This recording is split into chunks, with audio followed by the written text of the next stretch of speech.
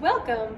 My name is Tori Shendel Cox. I'm the Virginia G. Schrader Curator of Art, and I'm very excited to show you our newest exhibition, Mid-States Art Retrospective.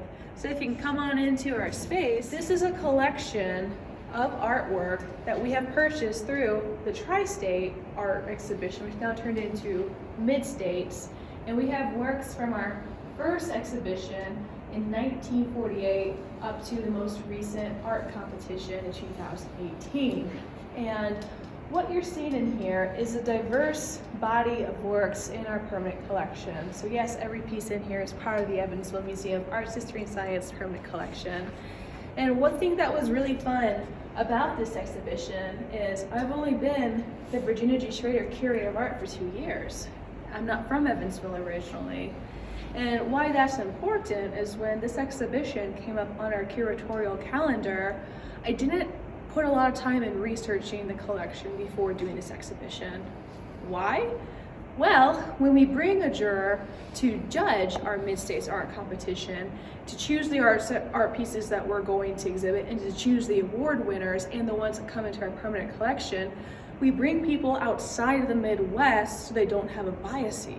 Realistically, they're not going to know who these artists are or could recognize them by their style or possibly signature. And the purpose why we do this is we don't want any bias for this competition when they are choosing the works. So with that in mind, when you have a transplant who's not from Evansville, now while I am from the Midwest originally and have worked a lot in the Midwest, I wanted to keep the choosing process for this collection and for this exhibition as unbiased as possible. So it was really fun as a curator to try to step into the shoes of a juror who would be asked to judge this show and to get a better understanding of possibly why they chose things, what spoke to them, how did this piece resonate with them, and then also the other works that were selected for the show. And so for me, not focusing on the artist at first and just focusing on the piece itself, I'm looking at techniques, I'm looking at colors, I'm also looking how they play off one another, what types of isms, cubism, realism, is going on in these works to get a diversity, but also as a curator who does a lot of research and publishing on community engagement, when I was choosing pieces for this show, I was trying to think, what would be the most appealing to people in Evansville? If this is the community I'm supposed to serve, which I, to my best ability, do, what is something that I can show that will give an emotional attachment to a statistical person living here? And so that's why for the main exhibition entry sign, and the brand, if you will, I chose Purple People Eater, which is this beautiful Chevrolet, as the main picture that you're going to see for all the marketing materials for this exhibition, because think of it this way. We have Toyota, we have other manufacturers, we have a lot of mechanic shops, and when you look at the census data, there is a lot of blue-collar jobs in Evansville. Therefore, not to say that someone who is blue-collar background will not appreciate a piece of fine art, but statistically speaking, they'll have a greater emotional connection in response to this beautiful car.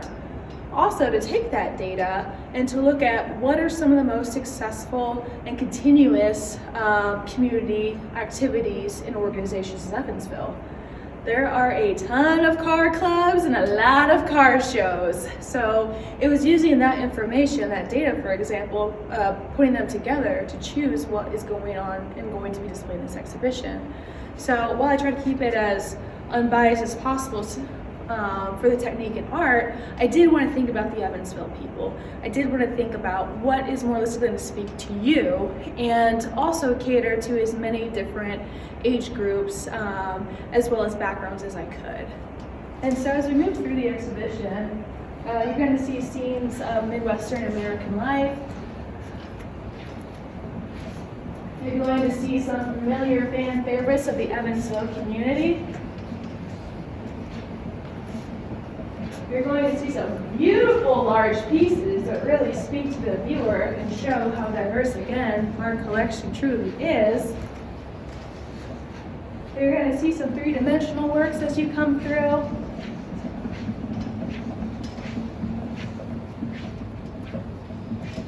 you're going to see some more contemporary pieces that you might not necessarily think that we have here at the Evansville Museum, like this piece in particular called Trio, Mortal Wounds.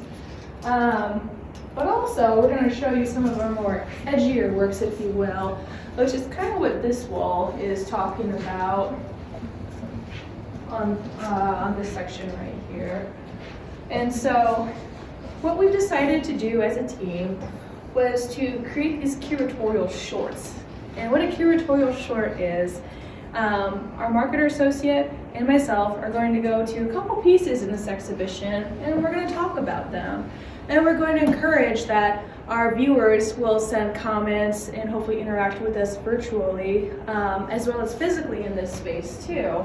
Because we really want to open up the dialogue to not only better interpret and understand these works, but also to share the authority. What do you think? What do you like? What do you don't like?